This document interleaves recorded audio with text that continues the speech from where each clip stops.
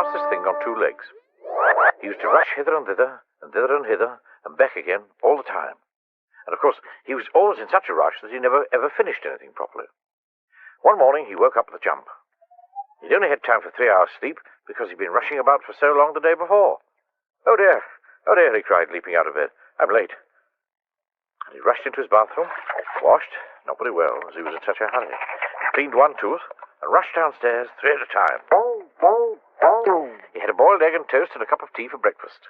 He boiled the egg for 5 seconds, and it tasted awful. He toasted the bread for 1 second, so it wasn't brown at all. And as he couldn't bear to wait for the kettle to boil, he made his tea with cold water. What a horrid breakfast. And of course, he was in such a rush that he only ate half of it. Rush. Silly fellow. After his half of breakfast, he rushed off again. Out of his front door, leaving it open, down his garden path, out of his garden gate, leaving it open too, and off down the lane. He passed Mr. Happy. Hello, called Mr. Happy. Morning, Mr. Rush. Where are you off to? Can't stop, cried Mr. Rush. I'm in too much of a hurry. I can see that, thought Mr. Happy to himself as he watched Mr. Rush disappear into the distance. I wonder where he's going. Where Mr. Rush was going was nowhere. Fast, as usual. He rushed around all the morning, then he rushed home, had a quick bite to eat, a sandwich without bread, and then rushed off again, and rushed around all the afternoon. That evening he was reading a magazine, never had time to read a book, when he saw an advertisement for a holiday. Oh, he said, I'd like that. I haven't had a holiday for ages. But then his face fell. I can't go on holiday, he thought, because I don't have any money. Then he thought again, and his face rose. I know, he thought, I'll get a job. And so the following morning, he rushed off and got a job with a farmer, milking cows. But of course he wasn't any good at that, because if there's one thing a cow can't stand, it's being rushed, especially when it's being milked.